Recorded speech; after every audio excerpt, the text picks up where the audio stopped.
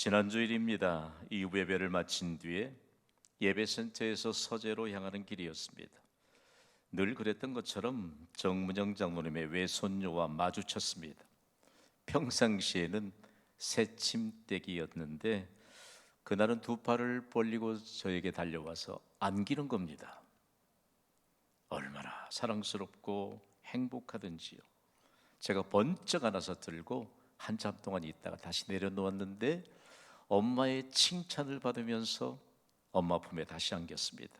그러더니 돌아서는 저를 향해 이런 말을 하였습니다. 목사님 귀여워. 순간 주변에서 웃음이 터져나왔습니다. 여러분, 제가 2022년 12월생인 어린 성도에게 귀여움을 받는 목사입니다. 저는 그날 오후 여유로운 시간에 깊은 생각에 잠겼습니다. 이 아이는 참 행복한 아이다. 어려서부터 목사를 알고 성도들을 알면서 자라가는 아이는 가장 복받은 아이인 줄 믿습니다. 우리가 많이 놓치고 있어요. 자녀들이 복받을 기회를 많이 놓치고 있어요. 자꾸 가르쳐 주세요. 저 사람은 목사야. 저 사람은 장로야. 저 사람은 안수집사야. 저 사람은 권사야. 저 사람은 교회를 섬기는 성도라고 가르쳐 주세요. 아이들이 이런 믿음 안에서 자라야 하나님의 복을 받게 될 줄 믿습니다. 우리 진정한 한 가족이거든요. 저도요, 혈육으로 맺어진 가족 중에 형제를 1년에 겨우 한 번 보는 형제들이 더러 있습니다. 어쩌다 기회를 놓치면 1년에 한 번도 못 보는 혈육인 가족들이 있지 않습니까? 그 노래는 주일마다 만납니다. 빈번하게 만납니다. 우리가 진정한 한 가족입니다. 여러분, 이거 아세요? 우리가 경신교회 안에 머물고 있다는 것으로 복받을 근거가 있다는 거 아세요? 우리는 보는 대로 안부를 묻습니다. 아닌가 보네요. 우리는 보는 대로 안부를 묻습니다. 우리는 보는 대로 사랑을 베풉니다. 우리는 보는 대로 기도하는 한 가족이 틀림이 없습니다. 그래서 우리는 교회 안에서 함께 복을 받는 한 가족입니다. 가정을 창설하신 예수님은 사람의 몸을 입고 세상에 오셨기 때문에 혈연으로 맺어진 가족이 있었습니다. 우리에게도요, 혈연으로 맺어진 가족이 있습니다. 그런데 예수님의 가족들이 마음이 몹시 불편해지기 시작했습니다. 왜냐하면 유대의 기득권층이었던 서기관들 그리고 종교 지도자들이 예수님이 미쳤다, 귀신에 들렸다. 여러분, 선과학을 주장하시는 분은 하나님이심을 믿습니까? 유대인들은 선과학을 주장하시는 분이 하나님이심을 믿고 있는데 이스라엘과 적대 관계에 있는 팔레스타인에서는 하나님과 정반대적인 귀신, 즉 미신을 숭배하는 사상이 아주 팽배했습니다. 그 가운데요, 예수님이 하나님이신데 사람의 몸을 입고 이 땅에 오셔서 예수님이 손을 얹은 즉 병든 자가 나왔습니다. 귀신들이 떠나갔습니다. 문제가 해결됐습니다. 그런데 그걸 보고 기득권층이었던 종교 지도자들이 시샘을 결국은 죽일 작당을 합니다. 그러면서 예수님을 비하하면서 거짓 소문을 퍼뜨렸는데 어떤 소문을 퍼뜨렸느냐라고 하면 마가복음 3장 22절에 보면 그가 바알세불이 짚혔다 하며 또 귀신의 왕을 힘입어 귀신을 쫓아낸다라고 거짓 소문을 퍼뜨렸습니다. 그 적대 관계에 있던 팔레스타인에 속해 살아가고 있는 그들이 행하는 것을 지금 예수님께서 행한다는 이 소식을 들으면 아마 예수님께서 관심을 갖고 예수님께로 갔던 유대인들이 관심을 갖지 않고 다시 종교 지도자에게 돌아올 것을 기대했을까요? 그런데 여기 증거하고 있는 바알세불이라고 하는 단어 꼭 기억해야 합니다. 제가 바알세불 할 것입니다. 여러분은 귀신들의 왕이라고 해주세요. 바알세불, 귀신들의 왕. 하나님을 믿지 않는 자들은요, 귀신들의 왕이라고 하는 이 정말 하나님의 진노를 받아야 마땅한 자들, 멸망할 자들을 숭배하는 일을 서심지 않습니다. 마귀들의 통치자로 사탄을 지칭하는 용어입니다. 전시한 전이니까 대단히 죄송합니다만 성경에 뭐 마귀, 사탄, 특별히 귀신들의 왕인 바알세불 이런 게 등장하면 그 근원이 어디인가? 똥집이에요. 똥집. 똥집 아시죠? 화장실. 화장실의 주인이 마귀요, 사탄이요, 귀신입니다. 그런데 하나님이신 예수님이 능력을 행하시는데 하나님의 능력이 임하여 마귀를 또 따라가면서 하나님의 아들이라고 고백하는데 귀신들의 힘을 빌어서 그가 능력을 행한다, 거짓 소문을 퍼뜨린 것입니다. 그래도 얼마나 급속도로 퍼졌는지 예수님의 혈육인 가족들이 견딜 수가 없습니다. 여러분, 우리의 가족에 대해서 이러쿵저러쿵 하면 견뎌낼 사람이 있습니까? 솔직하게 고백합시다. 저는 견뎌낼 수 없을 것입니다. 아마 대부분의 사람들이 그렇습니다. 우리의 가족들이 이러쿵저러쿵 한다.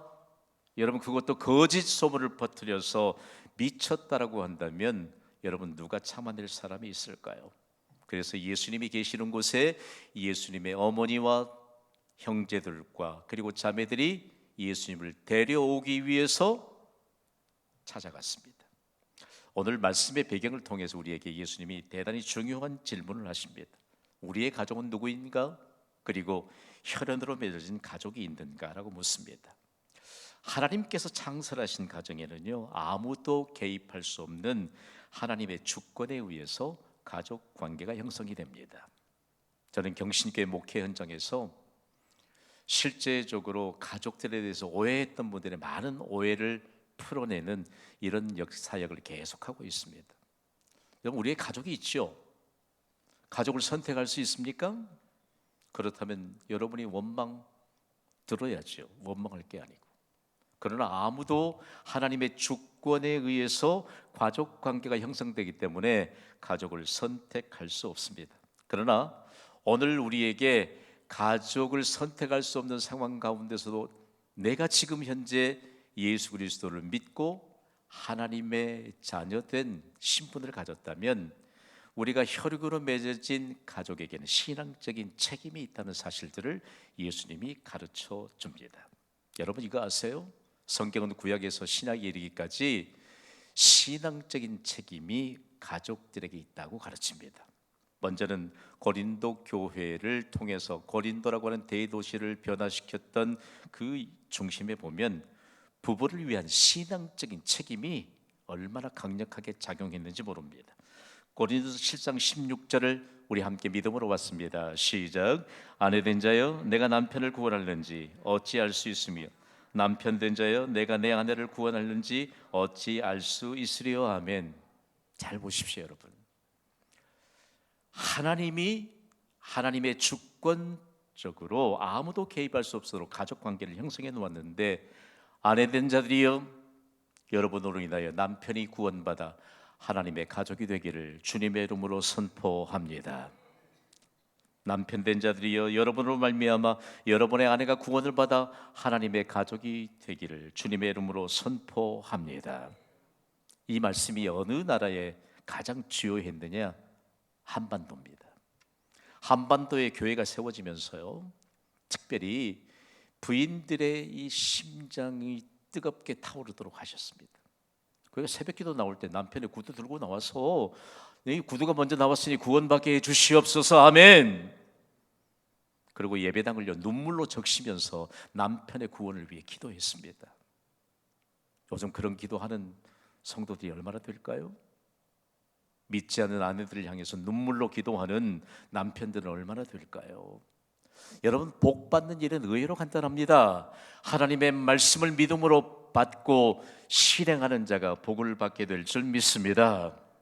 고린도 교회가요, 그 음란의 도시, 그야말로 우상의 도시가 변화될 수 있었던 것은 부부에게 대한 신앙적 책임이 강력하게 그들의 마음에 새겨졌기 때문입니다. 다음으로는요, 자녀를 위한 신앙적 책임이 있습니다. 여러분, 너무 자녀들에게 관대한 거 아닙니까? 신앙은 가져도 되고 가지지 않아도 되는 걸까요? 잠언 22장 6절은 이렇게 증거합니다. 함께 읽습니다. 시작. 마땅히 행할 길을 아이에게 가르치라. 그리하면 늙어도 그것을 떠나지 아니하리라. 아멘. 여러분, 성경에 춤추는 예배자로 증거되는 사람 누굽니까? 다윗입니다. 열정의 예배자입니다. 그리고 그가 예배를 하나님 앞에 정말 진심을 다해 드림으로 민족 복음화를 이루었습니다. 전무후무한 일이죠. 그런데 그의 믿음을 누가 배웠느냐? 그의 아들 솔로몬이 배운 것입니다. 그러면서 마땅히 행할 길을 아이에게 가르치라. 그리하면 늙어도 그것을 떠나지 아니하리라 라고 하는 이 귀중한 말씀에 대한 경험으로 그가 이스라엘 백성들을 향해, 그리고 전 세계를 향해 선포하게 된 것입니다. 이 말씀은 예배적인 측면에서 받아야 합니다. 여러분, 예배가 살 길인 줄 믿습니까? 예배가 해답인 줄 믿습니까? 예배하면 반드시 해답을 얻습니다. 오늘 이 예배에 해답을 주시는 하나님이 말씀으로 임재 계십니다. 마땅히 행할 길은 그렇다면 어떤 것일까요? 하나님께 길들여져서 습관적으로 하나님을 찾는 것입니다. 오늘 여러분 3부 예배 오셨습니다. 1부 예배 드렸을까요? 안 드렸을까요? 드렸습니다. 2부 예배 드렸을까요? 안 드렸을까요? 드렸습니다. 여러분 세 번째 예배 오셨어요. 자, 예배는 하나님께 길들여져서 습관적으로 하나님을 찾는 훈련의 과정입니다. 동의가 되시면 아멘 하시기 바랍니다. 찬양할 때 찬양하셔야 돼요. 찬양은 곡조 붙은 기도입니다. 찬양할 때 응답의 문이 열려요. 기도할 때, 함께 기도에 참여할 때 응답받는 역사가 일어납니다. 말씀 받을 때 말씀을 들을 수 있는 귀를 열어주시옵소서. 말씀을 받는 순간 해답을 얻습니다.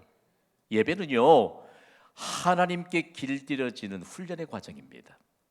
그리고 습관적으로 하나님을 찾는 훈련의 과정입니다.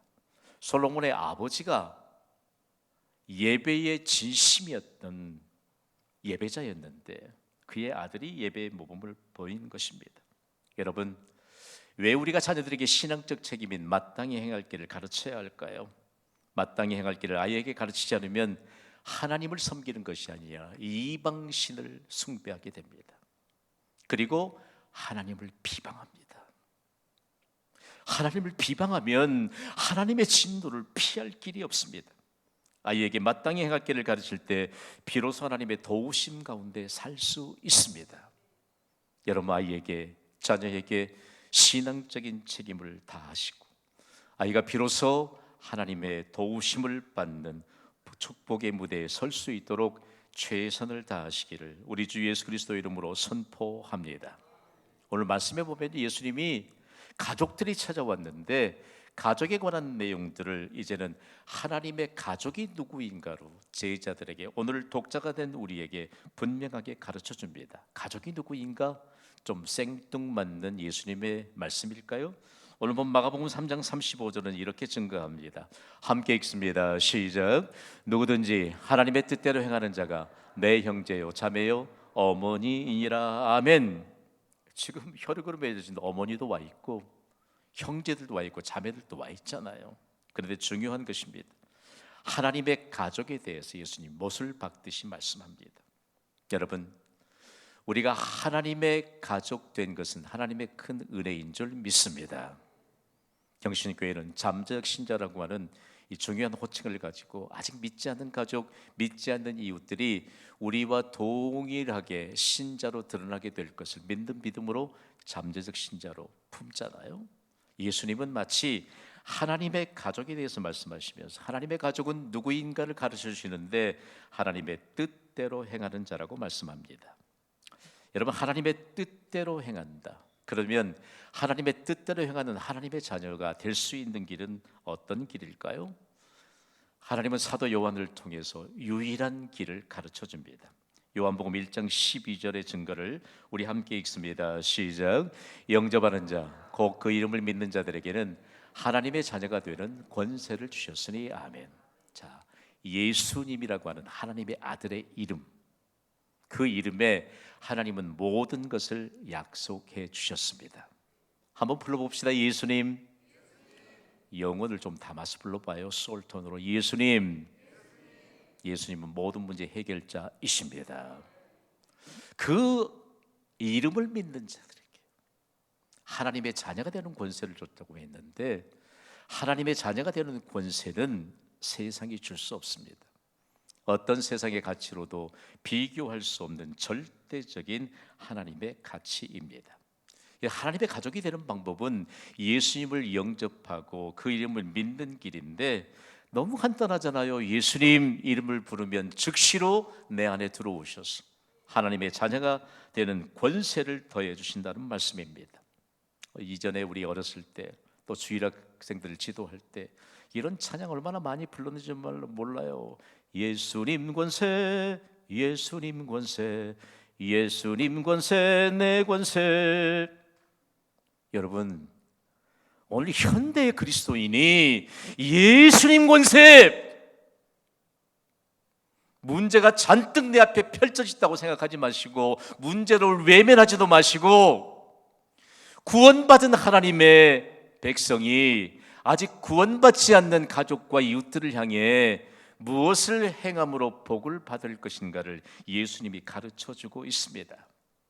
여러분, 하나님의 가족은 어떤 사람들인가? 하나님의 뜻대로 행하며 복받는 자입니다. 오늘 말씀을 받기 전에 서로에게 이렇게 축복해요. 우리는 하나님의 뜻대로 행하며 복받는 자입니다. 시작. 우리는 하나님의 뜻대로 행하며 복받는 자입니다. 지금 복받는 시간입니다. 사도 바울은 데살로니가 교회를 향해 하나님의 뜻대로 행하는 것이 무엇인가를 서신을 통해서 전달했습니다. 데살로니가전서 5장 16절로 18절을 우리 소리 높여 읽습니다. 시작. 항상 기뻐하라, 쉬지 말고 기도하라, 범사에 감사하라. 이것이 그리스도 예수 안에서 너희를 향하신 하나님의 뜻이니라. 아멘.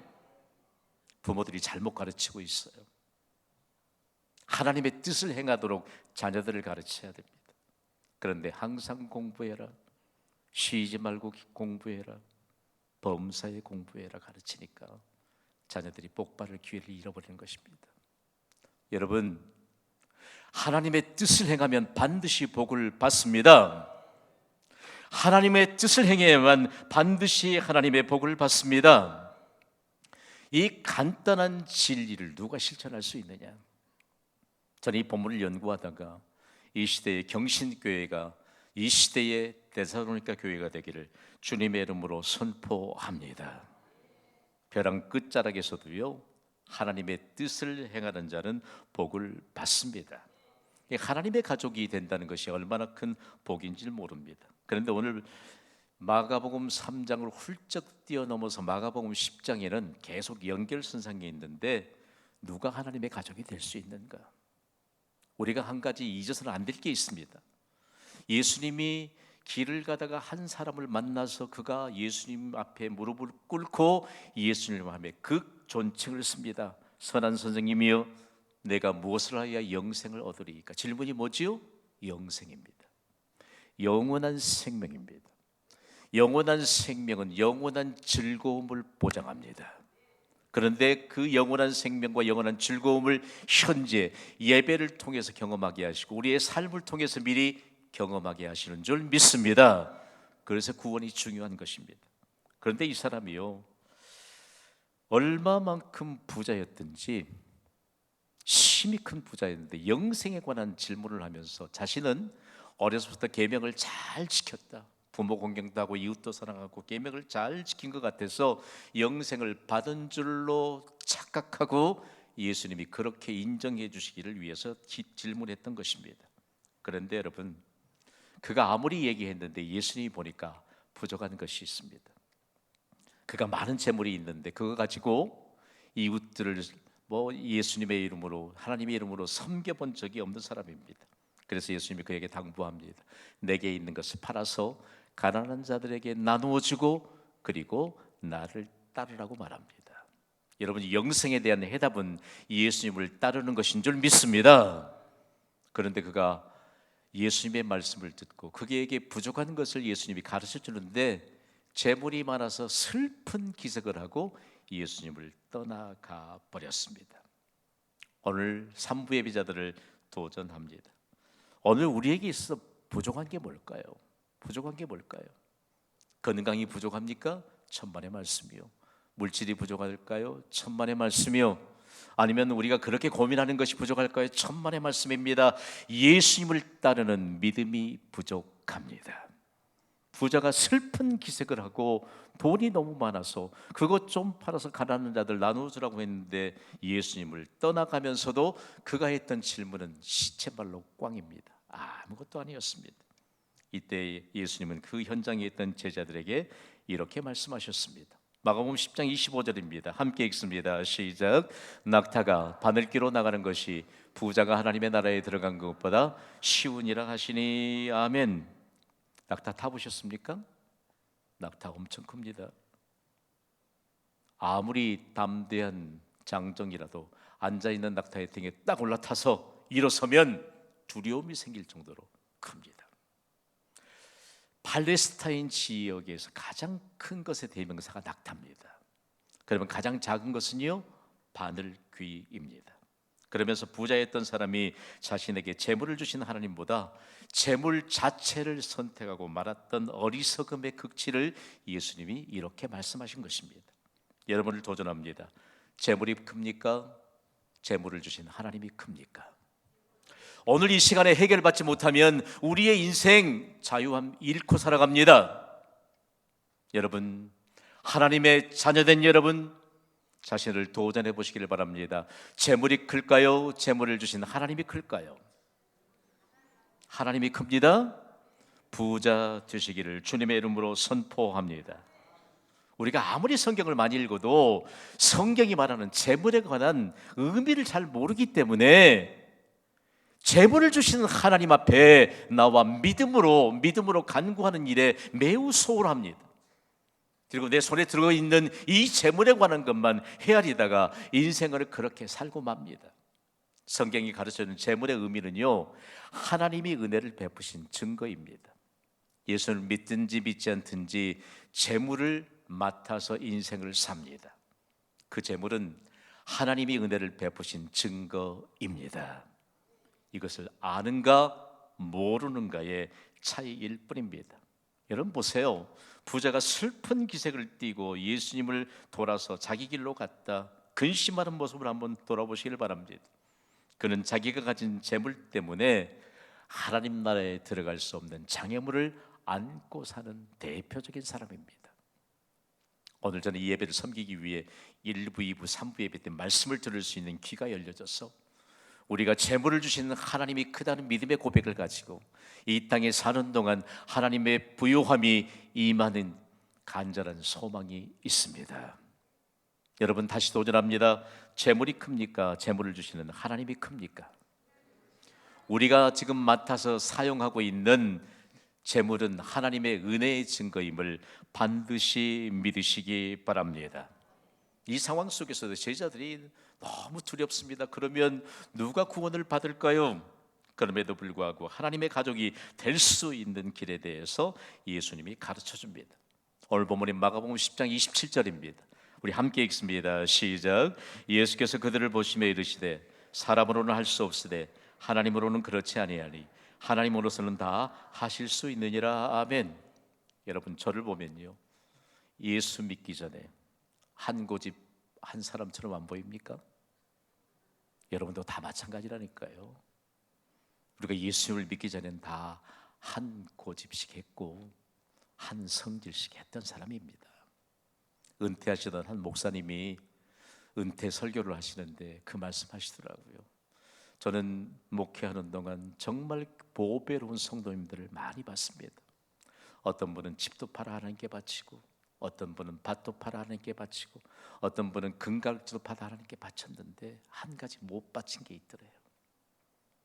성질머리를 뽑아서 하나님께 바친 사람을 본 적이 없습니다. 여러분 한번 보세요.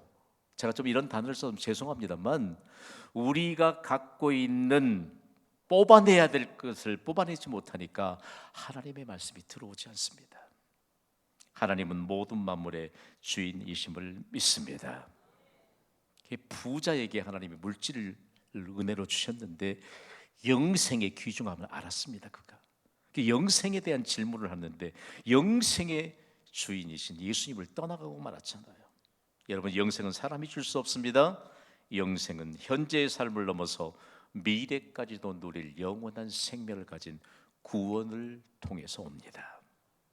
현재 어떤 고민이 있고 어떤 문제가 있을까요? 영생 안에 해답이 있는 줄 믿습니다. 영생 안에 현실의 해답이 있습니다. 불투명한 미래에 대한 해답이 영생 안에 있습니다. 예수님은 영생에 대해서 가르치잖아요. 영생은 참 하나님과 그의 아들을 아는 것이라고 가르치십니다. 여러분, 오늘 현실의 문제가 아무리 크다 할지라도, 우리로는 해결할 수 없는 너무나도 어려운 문제를 할지라도 영생 안에 해답이 있습니다. 우리가 영생을 받은 자들입니다. 예수님 안에서 현재와 그리고 미래까지도 누릴 영원한 생명이 보장되어 있는데, 우리가 가진 모든 문제에 해답이 있다는 말씀입니다.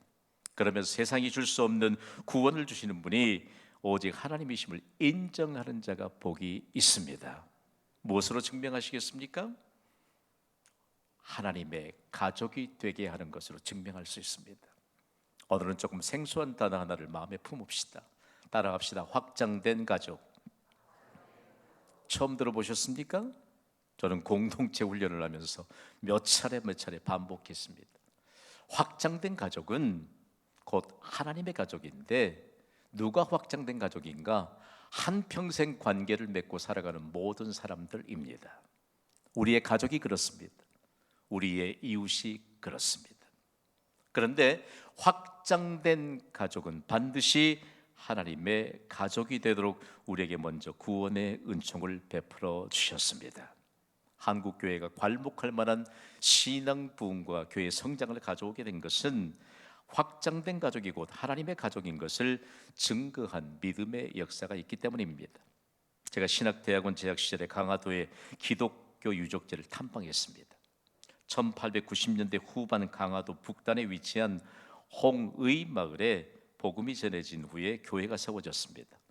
마을 이름을 따서 교회 이름을 홍의 교회라고 했습니다. 그런데 그 교회에서는 매우 흥미로운 대목이 있었습니다. 이 교회를 섬기던 성도들의 이름의 끝자가 한문의 한일자로 동일하게 기록되어 있는 것입니다. 보세요. 박능일, 권신일, 김경일, 장양일, 홍순일, 주광일.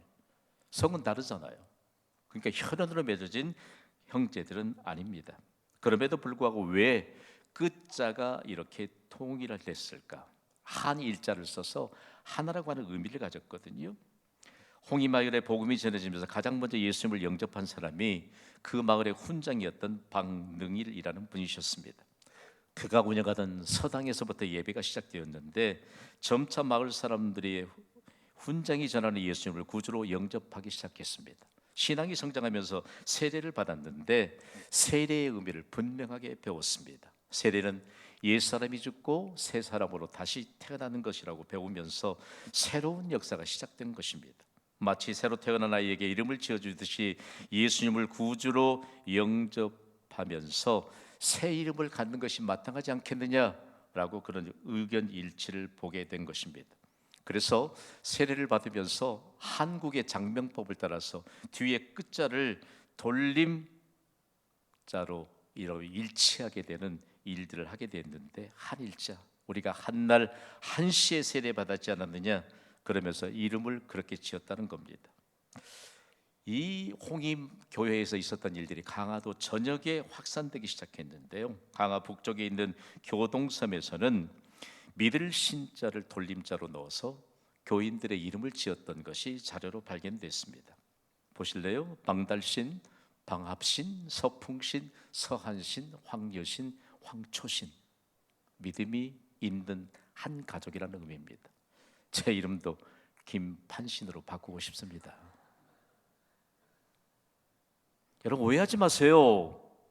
교회에 와서 왜 오해만 잔뜩 하고 가는데요? 교회에 와서 왜 하나님의 말씀에 집중하지 않고 하나님이 부르시는 현장은 외면하면서 왜 사람이 하고 싶은 길만 걸어가는데요? 우리는 확장된 가족이지만 하나님의 가족이 되었습니다. 우리를 통하여 확장된 가족이 하나님의 가족이 되도록 우리를 먼저 구원하셨습니다. 오늘 이 예배를 통하여 우리의 일평생 동안 우리의 자손 대대로 확장된 가족을 하나님의 가족이 되게 하는 축복의 증거자들로 살아가시기를 우리에게 여전히 복 주시기를 원하시는 예수 그리스도 이름으로 축원합니다.